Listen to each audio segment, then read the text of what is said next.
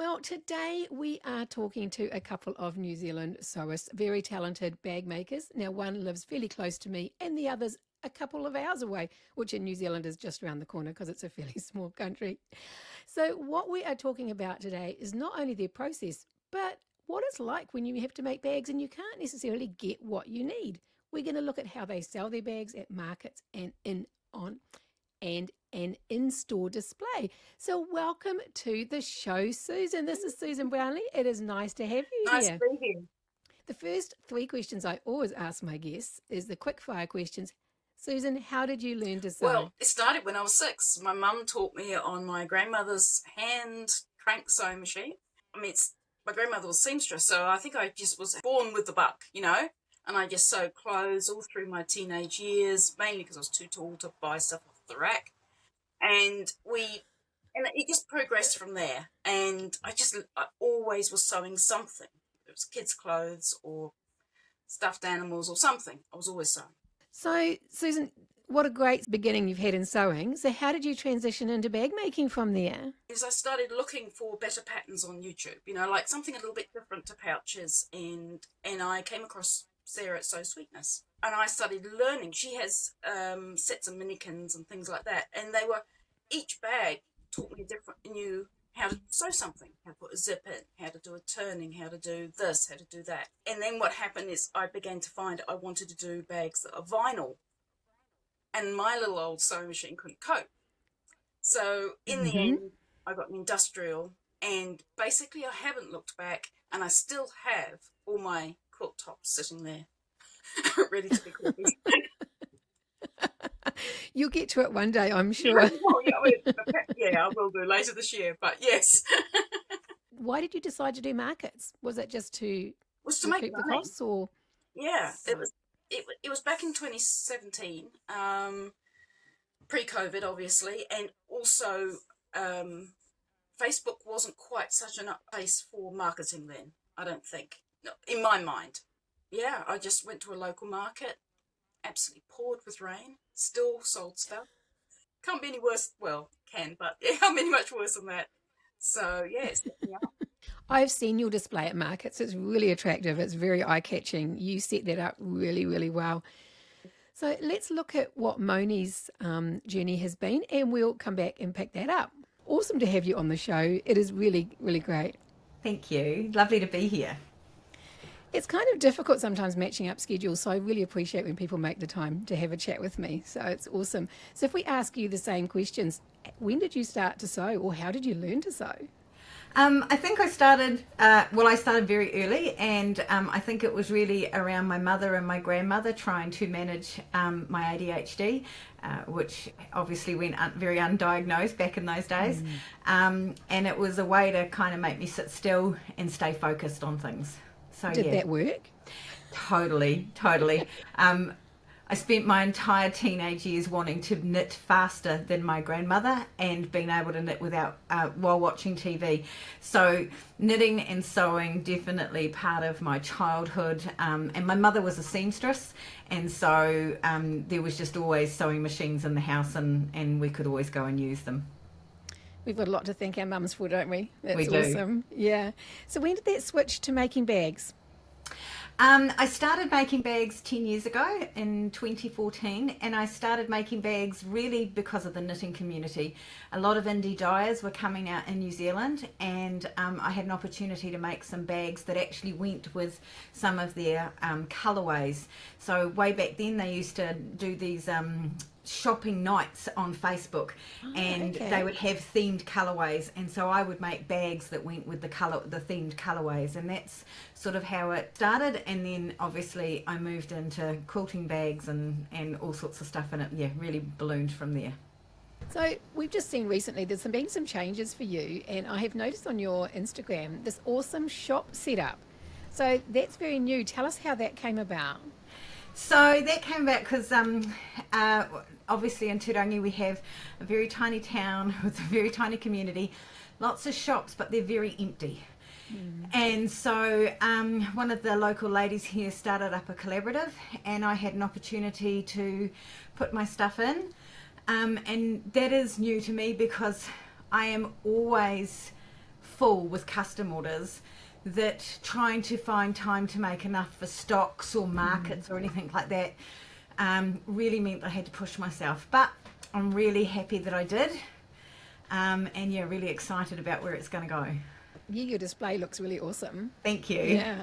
So I know most of you who are watching won't know New Zealand very well. So Moni lives in a little tiny town called Turangi, and it's at the base of our Tongariro National Park, which is a tiny little town, but they do get the tourists. So that's a really smart move. Really smart Yeah, move. and that's kind of why I focused on the Kiwiana fabrics. Obviously, I tend to do a lot of my custom bags are Tula Pink and really bright and all those sorts of things.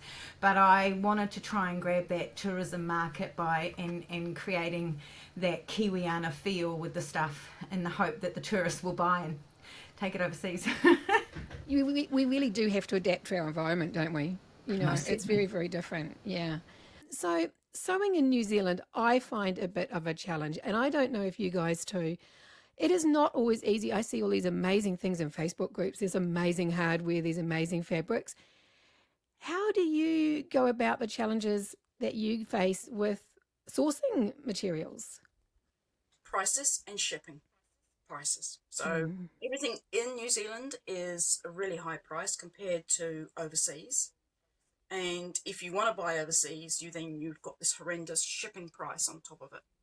So yes, I could buy stuff in America at their prices, even with a rate of exchange. But once you put shipping onto it, it just negates the whole thing. And this makes it extremely hard. And we're a small population, so even if things are made here, they don't have the large quantities to bring the prices down. So everyone's in the same boat. We all have the same problem about getting cheap, affordable materials to make our bags.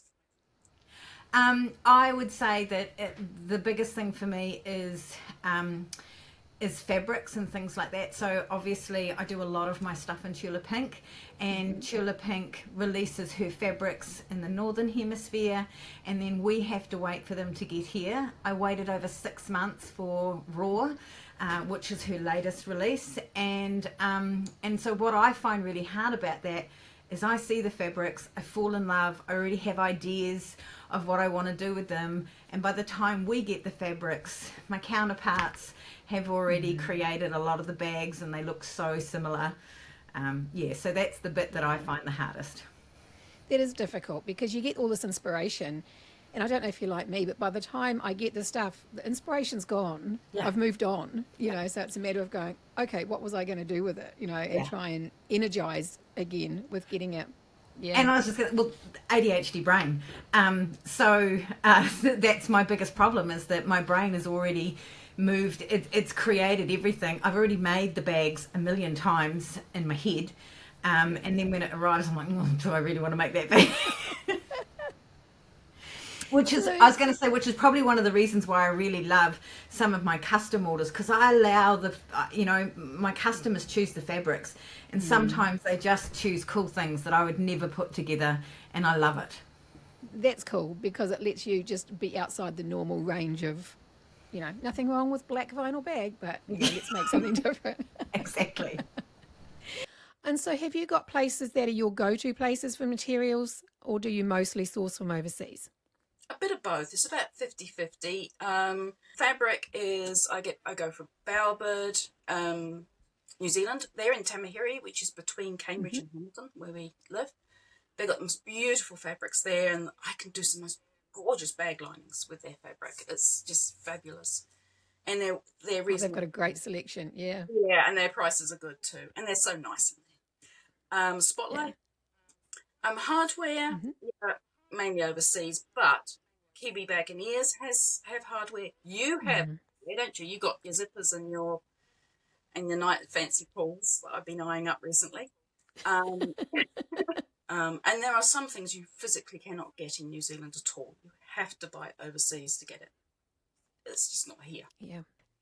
So, can you share a time where you've had to come up with maybe a unique solution to deal with this problem of not being able to get something? And I don't know if it's actually unique, but I only stick to antique bronze and silver. In fact, at the beginning, it Okay. was antique bronze and hardware. So I just stick with that. And then I've introduced silver. But I'd have to get a bigger house if I got any more because you have to store so much. Because, someone asks for a Yeah. bag and you're missing a D ring in a certain size, you got to import it from overseas. And if you do get it Mm. from New Zealand, you might not get the right match. And also, is thread. And my industrial takes tax 80. And it's really hard to get the Okay. fancy colours. I mean, I can get orange and red and blue and that sort of thing. Mm.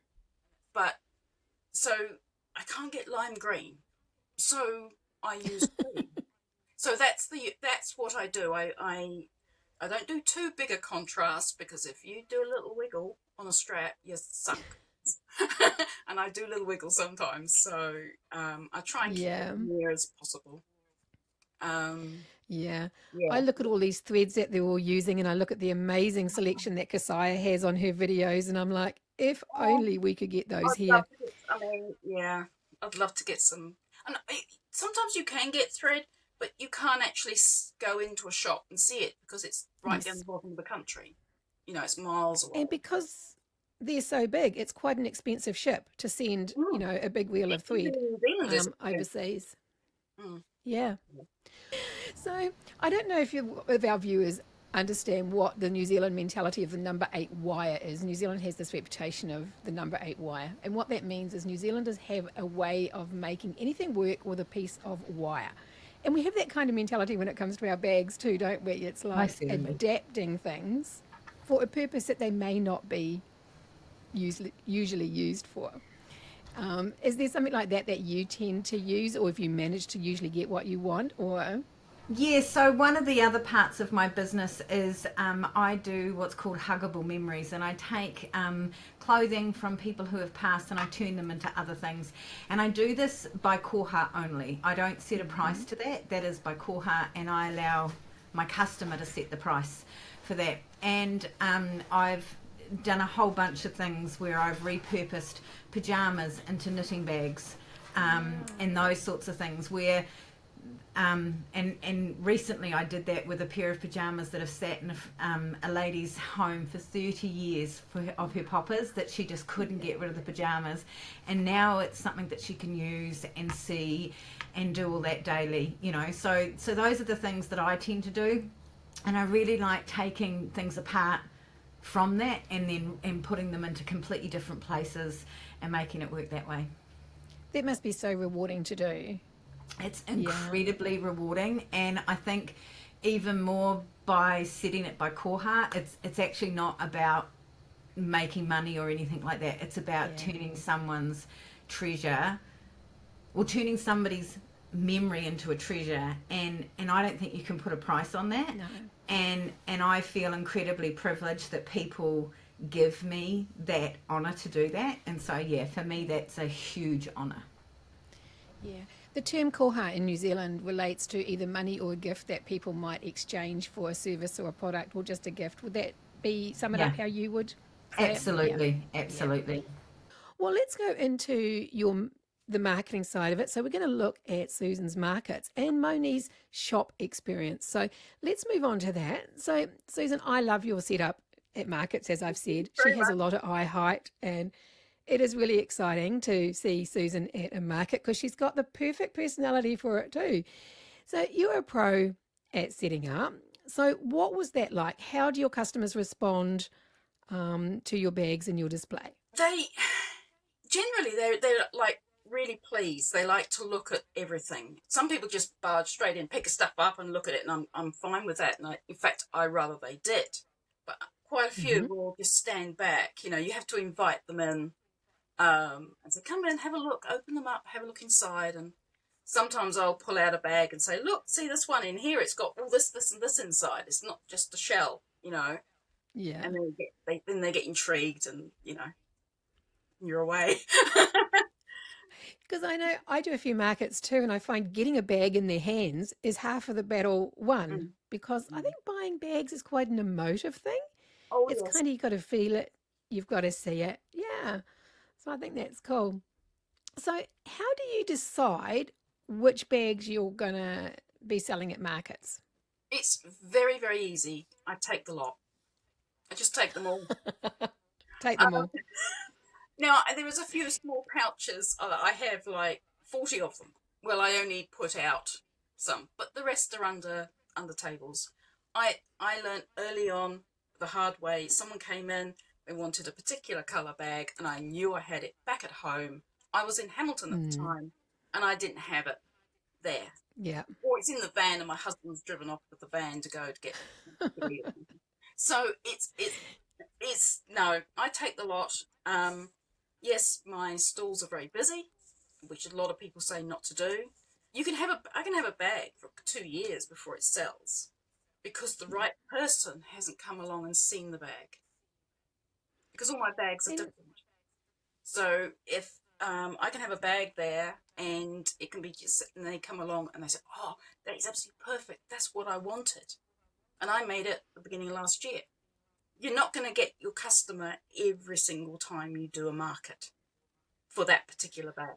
I also find we live in a very varied socioeconomic climate too. So do you find that having different price points as well makes a difference? Oh, absolutely. I go from, I think the cheapest is about $5 right up to a couple of hundred, because not everyone can afford $150 bag but they can afford a $60 bag. So I make some to suit everyone for every level of what money they have. Yeah, I got a Facebook message from a woman. She'd seen me at a market at Christmas time, and I remembered her. She says, "Do you still have that little purple bag with the hearts all over it?" And I said, "Yeah, I do actually." She says, "I'm coming to pick it up." It's funny how bags get stuck in people's brain. Yeah. Or I can put the same bag on Facebook regularly, every 6 weeks, put it on, and a customer can suddenly say, "Oh, I haven't seen that bag before," and I know they've been looking at my page, and then they suddenly want it. It's just timing too, isn't it? Yeah, it is. It's just when they're in that space.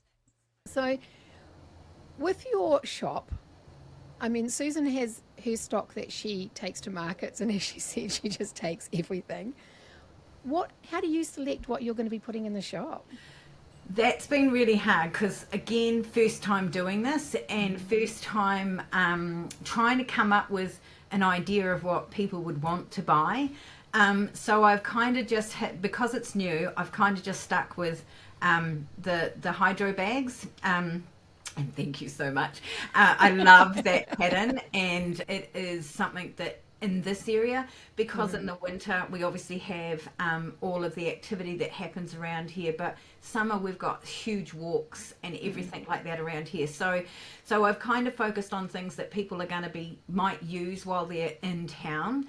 And the other thing I've stuck in is all my beanies and stuff like that. And then because the collaborative is in a shop that also has some health and beauty products, I've also done some of my bags that are more around, your makeup kits and those sorts of things, because I try to just keep it within what everyone is already doing in that shop. And also different price points are probably important too, are they? Because you've got your locals, but you've also got the tourists. Yeah, so most certainly. And our locals are very much, then that I would say very much middle class New Zealand, and our tourists very much aren't. And so yeah, that's the kind of the thing I've tried to have to think. I certainly wouldn't be putting the ultimate travel bag in there, those sorts of things. But yeah, tried to keep little things that I also can turn over, without having a huge amount of hours needed to do that. Yeah. That sounds a really exciting venture. I hope that goes really, really well. Thank you. So what styles have you found most popular over the last couple of years for you? For me, I would say quilted bags. When I first moved into bag making, it was doing all the vinyl bags and the leather bags and stuff like that. But I really got into quilted bags, and I think that they just bring a completely different aesthetic to the bag making. Yeah, and the fabric choices for a quilt is just so amazing, isn't it? Yeah. Absolutely. You know, I must say that my fabric bags have been selling a lot more than my vinyl bags over the last 6 months. You know, Yeah. you can't pick it, can you? And No, that's no. And because I do a lot of Tula Pink, I think that, you know, her range is just so bright and so out yeah. there. I mean, it appeals to some and then it doesn't appeal to others. But, you know, when you stick that into a quilted bag, it completely changes the fabric as well. Oh, it's really going to pop though, isn't it? Yeah. Yeah. Yeah, that's gorgeous. Okay. Do you find you have a style that is more popular with your customers?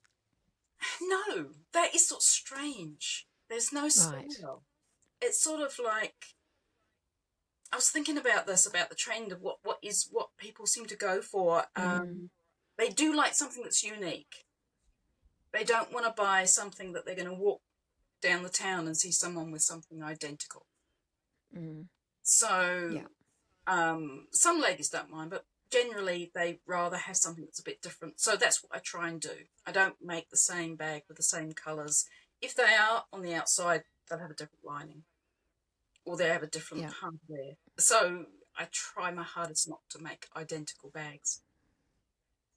I think Um, that's a really good tip too, because I have been to stalls and they've got five of the same item there, you know, but mm, not a lot of variety. So they've got five brown satchels, they've got five purple totes.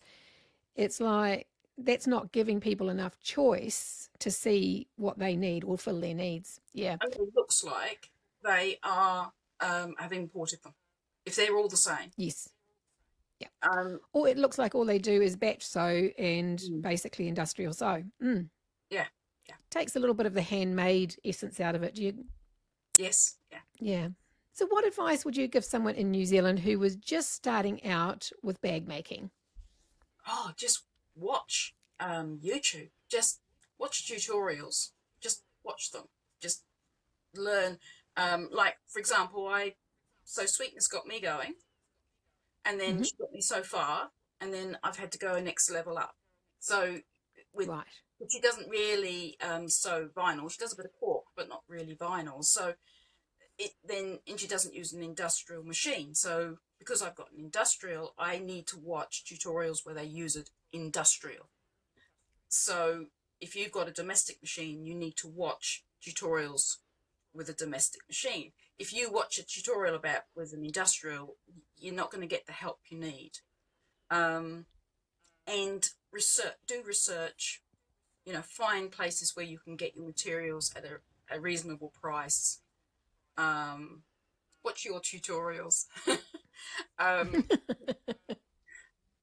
when you're going to go and buy a pattern, find a Hmm. tutorial where they actually make the pattern. Not all, like, so Mm. Sweetness have free ones, so you can watch those, and make sure that you like what they're making, or that you can sew what you're making. And I actually did this recently.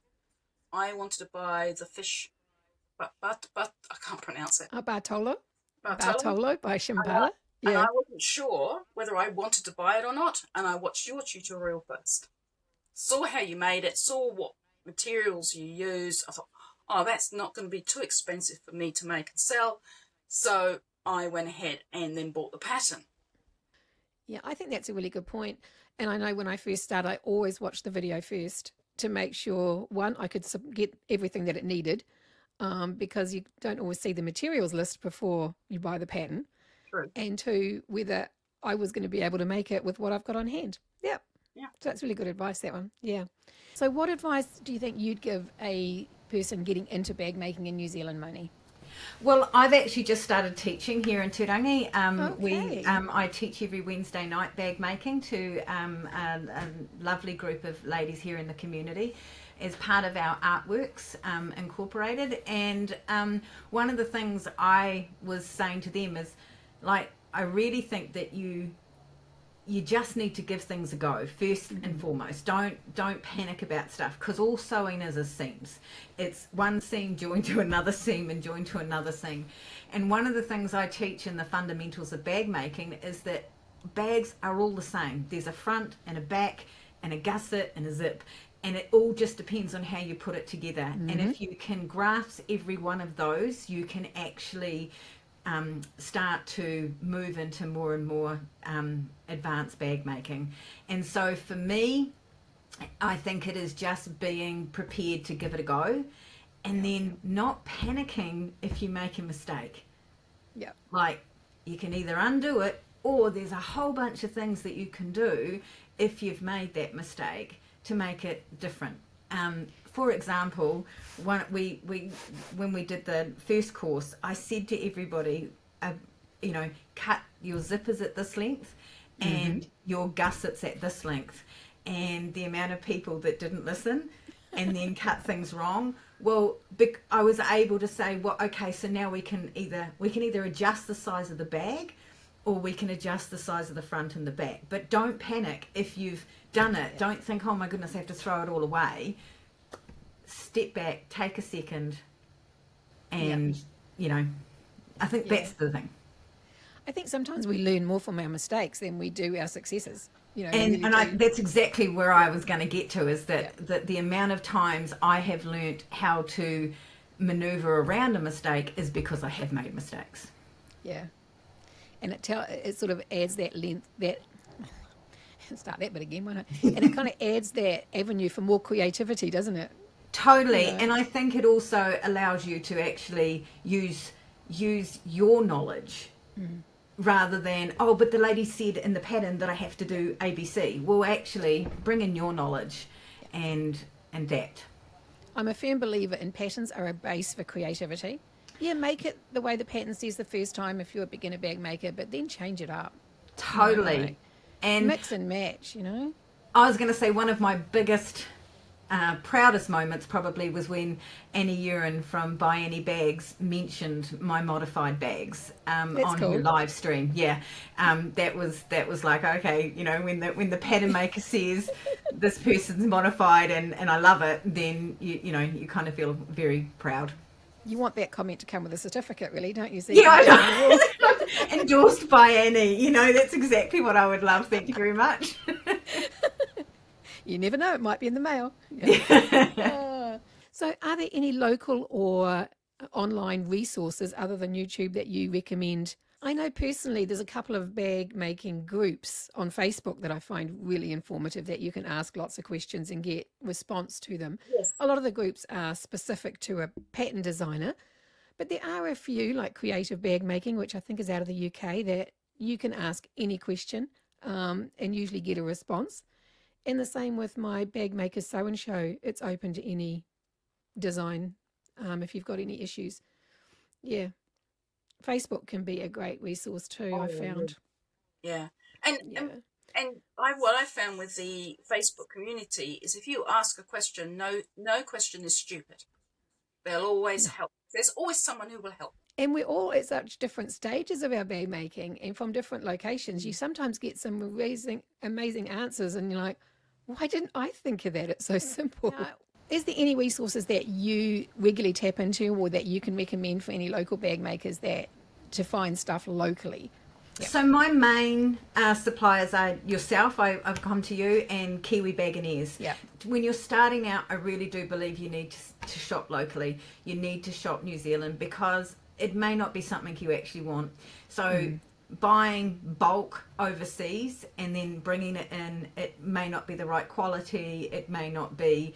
It may not even be something that you go down the track of doing, and you're left with all of this hardware. So for me, I really support my local, and as I said, you two are probably the biggest suppliers. I've gone to Australia a few times, but again, it's really hard to know the postage times and all that sort of stuff. And because I do a lot of custom makes, I try and get them out within 7 days. And so, I've only just started venturing into buying my own hardware to have on stock, because I just am getting a lot more custom orders. I have heard more and more people recently limiting the colour of hardware they're using. And I know some suppliers overseas just stock one. Like I know Rivan from Love Lover, she just stocks gold. Yeah. And I have wondered about the logistics of maybe just stocking bronze and gunmetal, because then you can stock a lot more and always going to have enough to So, Yeah. I've always said to beginner bag makers, don't get excited about buying each different colour. No. Buy the range, and not every size. You really don't No. need every size. No. And I Yeah. tend to be a gunmetal and a rainbow. Those are the ones that I go for, unless I'm doing something where I may go to the antique bronze.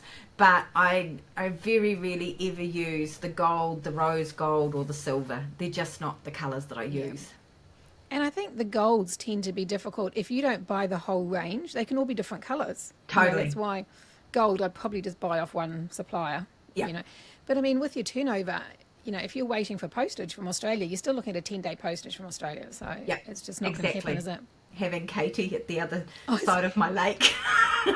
So Katie runs Kiwi Baganeers, and she lives at the other side of a big lake. So if you get stuck and there's a flood, you can always boat over. Absolutely. It'd be quicker than waiting for post. It would be. Oh. Now, the other challenge I've always found myself, I've always had my own business, is staying motivated. It is really difficult without that whole tribe next door, or if you're in a workplace, you've got people to bounce each other off, but most of us are working at home by ourselves. So let's talk about that. How do you stay inspired, and how do you stay motivated? Well, everyone has their off days. They just don't want to make bags. And I actually enjoy cutting out. It's extremely unusual, but I've got quite a few out already cut out of different things. I actually like that. So often if I don't feel like sewing, I'll just cut out the next pattern. And I just, if I just work through some of my customers' reviews, or pull out a bag that I've recently made that I'm really proud of, and I can look at it and I think, oh, should I make another one? This is really cool. And it is a tough one. And the other one is you go onto Facebook and look at all the new patterns coming out. And I make a plan. I write out what I'm going to be making over the next month, and I work my way through it. I sometimes have to go with how I feel. I've got a plan, but I try to get it done within a week. Some days I'm not going to get to certain things, and other days, because there's always other things to do as well, isn't there? How do you find staying motivated? What do you do to keep yourself motivated?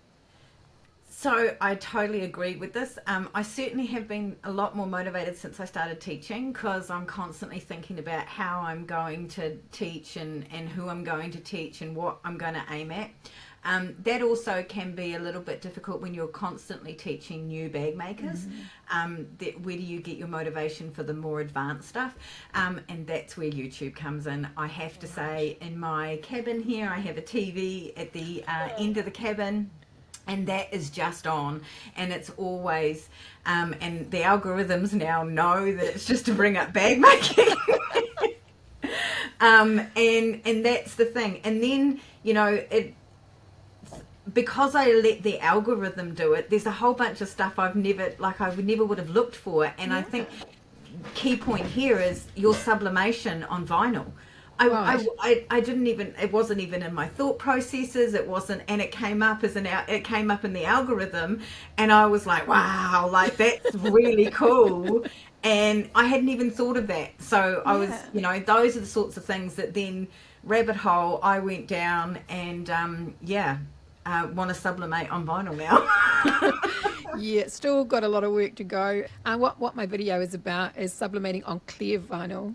Normal vinyl doesn't work. There is some vinyls that you can sublimate on, but clear vinyl with the right process, and I love the look of it. So that was it. It was the look, especially with your prints. It just stood out, and I was like, oh, that is the bee's knees. I'm going to do a good bag and use it, because I wonder if the heat weakens the structure of the vinyl. Okay. So I want to have a play with that. So that's on my agenda. So what do you guys find the most rewarding about bag making? My customers. Yeah. Make a bag, and I see their face when they come and collect it. I just recently I had to post it, because she couldn't get to see me in time, and she wanted to see me. And I didn't get to see her face when she got it. But she's emailed me that she likes it. But some of these ladies, it's their one bag. Not like us, you and me. We've got lots that we can choose from. because because we can make our own bags. Seeing their face when they get so much pleasure out of that's my reward. And it is quite a buzz when you're walking down the street and you see one of your bags. It's like that someone's using. It's like, oh, I made that. Yeah. So that's quite cool too. Yeah. So what do you find most rewarding for you, Moni? It's the feedback, honestly. I love creating. I would say I suffered for a long time from imposter syndrome. Right. So part of the reason why I got into bag making and all that sort of stuff was I have complex PTSD, and I use crafting as therapy. And when it was taken away from me, I really didn't cope, and I realized then how important it was in my life. And so crafting is just huge in terms of my therapy. And so, but I think that everyone can do what I can do. And it's only when I get feedback from people that go, oh my goodness, I could never make this, that I realize that not everyone can do this. I can't be a plumber. And so, it's that realization that actually I do have a talent, and it's from feedback. People being happy and loving what they've got. And That's awesome. Yeah. Yeah. Yeah. And I mean, you're definitely not alone in using sewing for helping our mental health. I think 90% of sewists, a portion of it is for our mental health.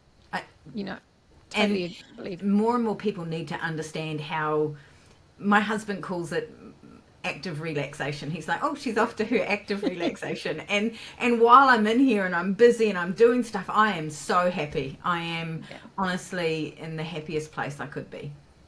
Well, I'm really pleased that you found that fulfills that need, because there's people who haven't managed to fulfill that need in their life. And when that need leads to the most amazing bags that you make, that's a win-win for me. Yeah, exactly. Yeah. Okay, well, that was a really great chat with you guys. Now, have any of you got any final thoughts that you'd like to add? If you're thinking about making bags, go for it, because it's a lot of fun. The biggest piece of advice I can give, don't go, oh, look at that lovely bag with, drop-in lining with 3 pockets inside and 2 pockets outside, and it's vinyl and it's that thick, and you haven't made a bag before. Start little. Start with your little pouches. Cotton and foam, or cotton and fusible fleece, is so easy to sew with. And you can do it in your domestic. And if you make a mistake, you can unpick it. Start small, work your way through markets.